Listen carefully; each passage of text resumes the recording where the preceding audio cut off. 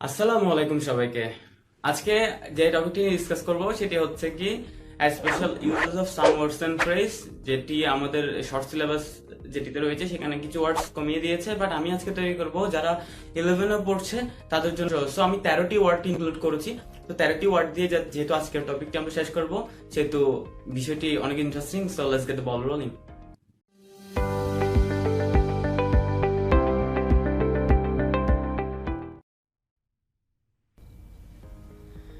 ওকে, welcome back. আমরা আজকে যে বিষয়টি নিয়ে আলোচনা করব বলছিলাম সেটা হচ্ছে special uses of phrases and words. অর্থাৎ ফ্রেজ মানে আমরা বুঝি শব্দগুচ্ছ, আর ওয়ার্ডস মানে তো বুঝি যে কোনো একটা শব্দ। তো এইখানে আমি টোটাল 13টি শব্দ বা ফ্রেজেস টোটাল ইনক্লুড করেছি। আশা করি এগুলো পড়লে যারা এবার এইচএসসি দিবে তারাও, আর যারা বর্তমানে 11 অ্যান্ড 12 আছে তাদের জন্য আশা করি উপকার আসবে। তো আমি এইচএসসি ক্যান্ডিডেট হিসাব করে অ্যাকচুয়ালি বানিয়ে আজকের এই ভিডিওটি। এটি যেহেতু কয়েকটি ওয়ার্ডের ব্যবধান, অর্থাৎ যেহেতু এইচএসসি ক্যান্ডিডেটের জন্য কয়েকটি শর্ট করে দিয়েছে আমাদের, সেখানে আবার আমি যে এখানে দু একটি ওয়ার্ড একটু বেশি দিয়েছি, যেগুলো হচ্ছে যারা 11-12 পরে এদের জন্য যাতে নতুন করে ভিডিও তৈরি করতে না হয়, সেহেতু আমি এদের জন্য সহ ইনক্লুড করে দিয়েছি। আমাদের মাত্র 13টি ওয়ার্ড শিখতে হবে এখানে, আর যারা এইচএসসি পরীক্ষা দিবে তারা তো আর বেশি নয়, তারা তো 9টি বা 10টি এরকম। বাট এর চেয়ে আমি 3টি ওয়ার্ড লিখেছি যাতে যারা 11-12 আছে তাদের জন্য যাতে জিনিসটা ইজি হয়ে যায়। যাই হোক, আমরা এখানে লেখা আছে special uses of phrases or words. তো আমি এখানে লিখে রেখেছি কিছু শব্দ মুখস্থ করলে এই বিষয়ে ভালো করা একদম সহজ, যেটা আপনারা কিছুক্ষণ পরেই প্রমাণ পাবেন। তাছাড়া বুট প্রশ্নের চর্চার বিকল্প নেই। আমরা এখান থেকে 13টি ওয়ার্ড কমপ্লিট করে দেন একটি একটি বুট কোয়েশ্চেন কমপ্লিট করব। আশা করি এরপর সবাই পারবে। আর ভোকাবুলারি জানার ক্ষেত্রে তো আমি বললাম এখানে সবচেয়ে মোস্ট ইম্পর্টেন্ট কাজ হচ্ছে ইংলিশে ভালো করার জন্য ভোকাবুলারি জানা। ভোকাবুলারি আপনি শিখবেন কোত্থেকে, যে বিভিন্ন আছে, আমাদের প্যাসেজের ওয়ার্ডগুলো আছে। এরপর আপনি চাইলে নিজে থেকে যে ওয়ার্ডগুলো আননোন আছে, যে কোনো একটি জিনিস যখন আপনি পড়বেন তখন আপনার কোনো ওয়ার্ড যদি আননোন থাকে তখন আপনি চাইলে সেই ওয়ার্ড শিখে রাখতে পারেন।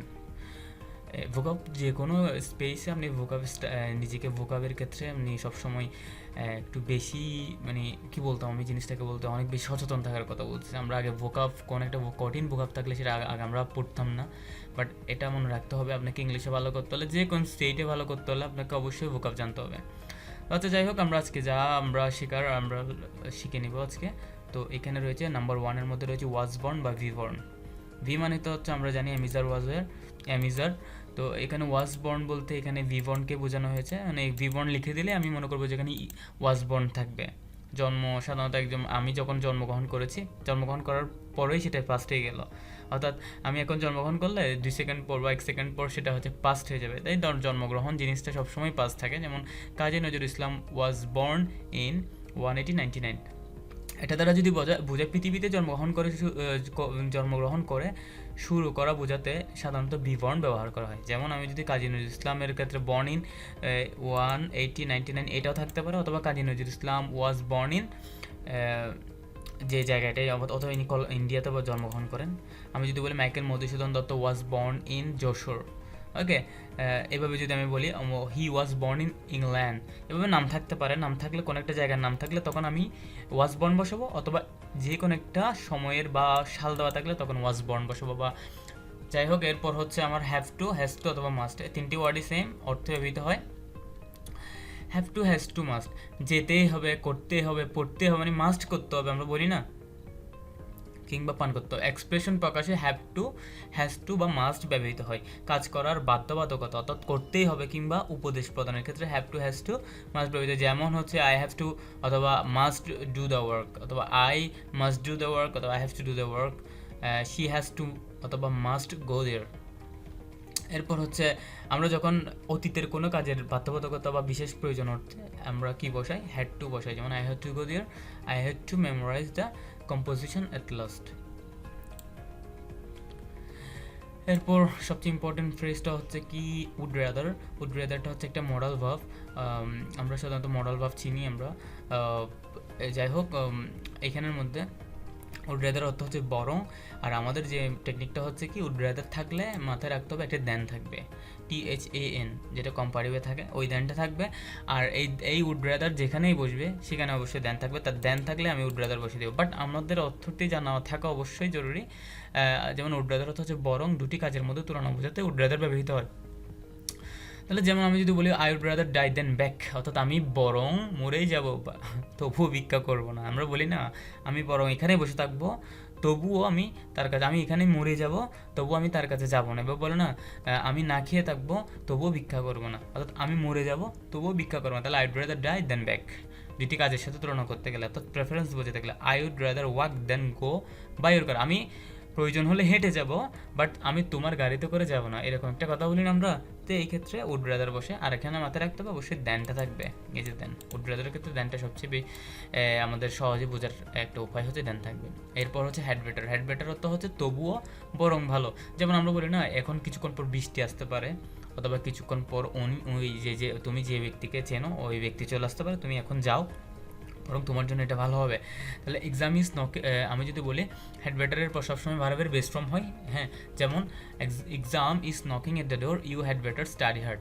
তোমার পরীক্ষা তোমার খুব তোমার পরীক্ষা খুব তোমার নিকটে চলে আসছে, that's why you have to study, অর্থাৎ you had better study hard, তোমাকে বরং তোমাকে অনেক বেশি পড়াশোনা করতে হবে, অর্থাৎ তুমি অনেক বেশি পড়াশোনা বরং বলো তুমি পড়াশোনা করো, ঠিক আছে। ইট মে রেইন টুডে, আজকে বৃষ্টি হতে পারে, you had better leave earlier, মানে এখানে বোঝানো হচ্ছে বৃষ্টি হতে পারে, তুমি বরং বলো খুব তাড়াতাড়ি চলে যাও। ওকে, তারপর হচ্ছে 5 নাম্বারটা হচ্ছে অনেক ইম্পর্টেন্ট আমাদের জেনারেলি হ্যাড বেটার, তারপর হচ্ছে উড রাদার, তারপর এই যে এগুলোই বেশি আসে লেট অ্যালোন। লেট অ্যালোনটা হচ্ছে অর্থ ভাবাই যায় না বা চিন্তাই করা যায় না। অনেকে বলে না তুমি তো মেয়ে হাঁটতে পারো না, তুমি দৌড়ানো তো অসম্ভব ব্যাপার স্যাপার, তুমি তো সামান্য সাইকেল চালাতে পারো না, তুমি তো মোটর সাইকেল, সেটা তো ভাবাই যায় না। এবার বলি না আমরা এইরকম আর কি। যেমন এটি সবসময় অ্যাডভার্বিয়াল ফ্রেজ হিসেবে ব্যবহৃত হয়। কোনো ব্যক্তির পক্ষে কোনো কাজ করা সম্ভব না হলে তার কাছে কঠিন কাজ প্রত্যাশা করা যায় না। দুটি নেগেটিভ ফ্যাক্ট বা নাবোধক বাক্য একসাথে বলার জন্য লেট অ্যালোন ব্যবহৃত হয়। যেমন I can't drive a car, let alone অ্যাওয়াজ, আমি একটি কারই ড্রাইভ করতে পারি না, সেখানে আমি বাস ড্রাইভ কেমনে করবো, এটা তো ভাবাই যায় না।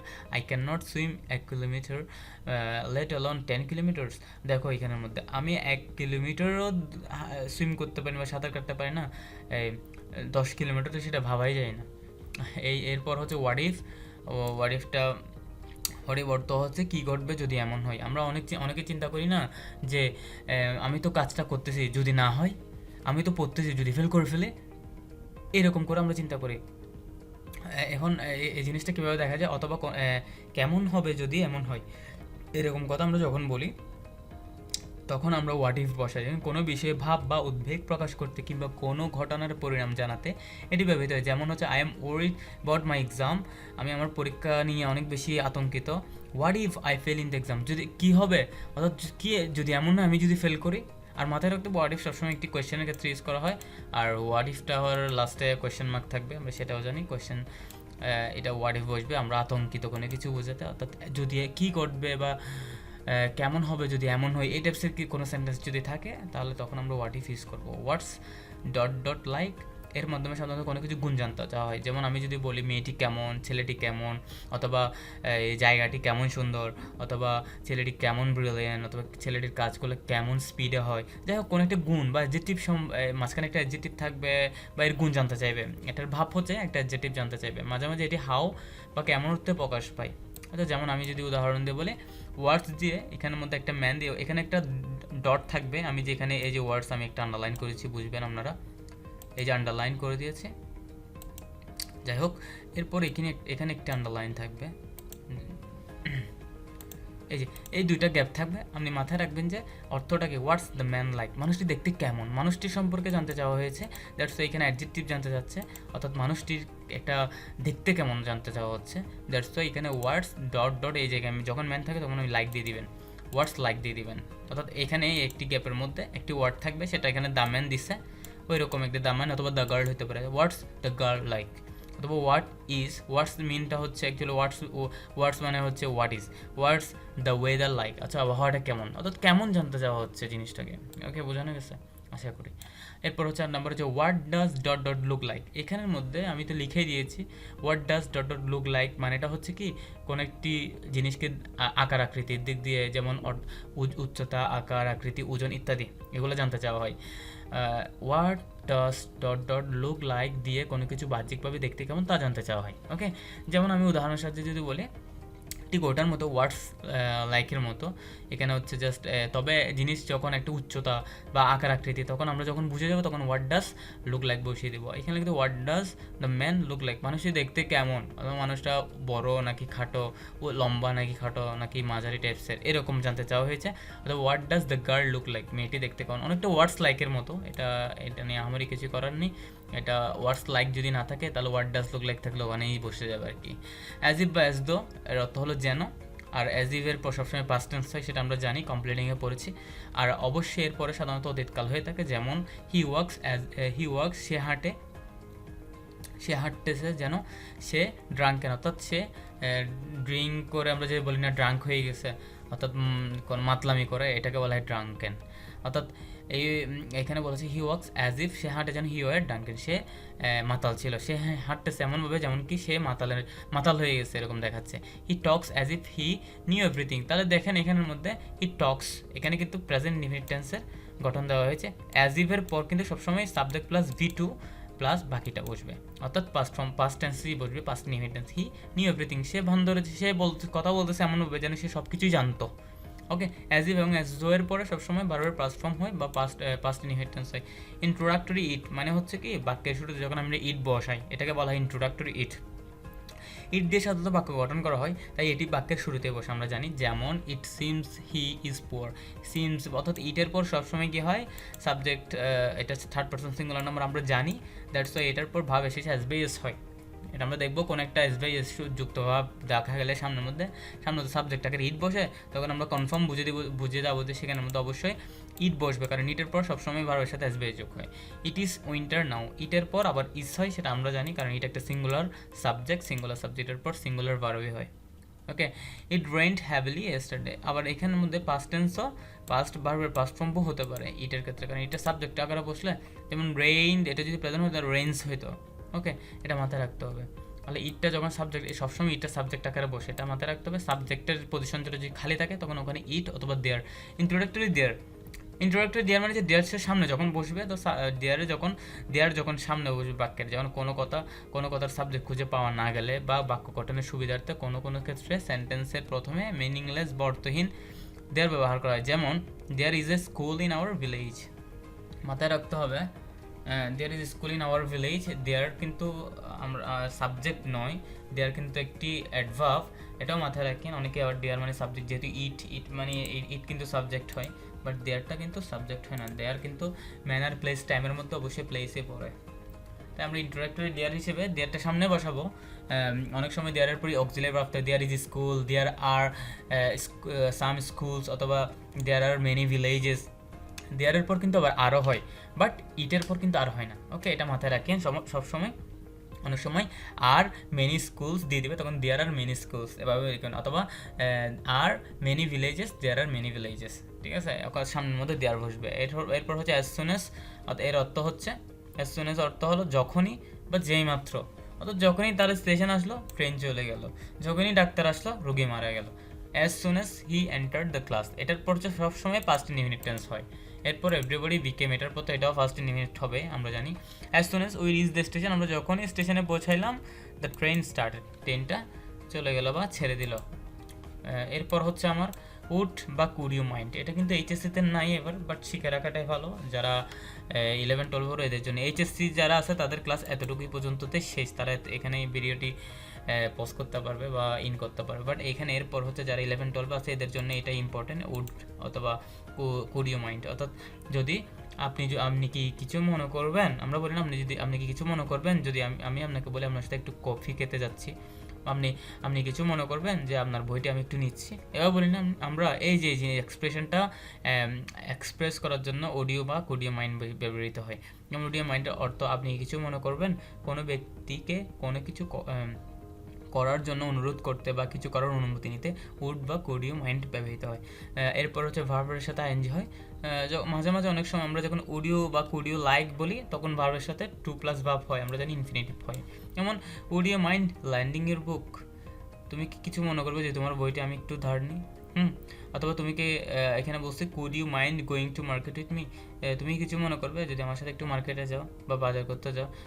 যাই হোক, would you like to help me, এখানে যে লাইক দিচ্ছে এই লাইক দেওয়ার কারণে টু প্লাস ভাব হয়েছে, এটা মাথায় রাখতে হবে। তখন আপনি বুঝে যাবেন টু প্লাস ভাব থাকলে অবশ্যই উড ইউ লাইকটা বসবে, আর আইএনজি থাকলে সোজা একদম কুড ইউ মাইন্ড বা উড ইউ মাইন্ড বসিয়ে দেবেন, যেটাই থাকে উপরে।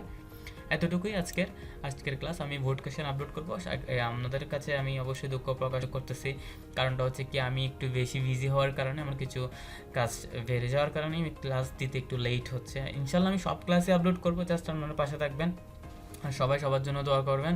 ইনশাল্লাহ ভালো একটি রেজাল্ট আসবে সবাই একটু বাসায় প্র্যাকটিস করবেন, ভোট কোয়েশ্চেন সব অ্যানালাইসিস করবেন। টিল দেন টেক কেয়ার, আসসালামু আলাইকুম।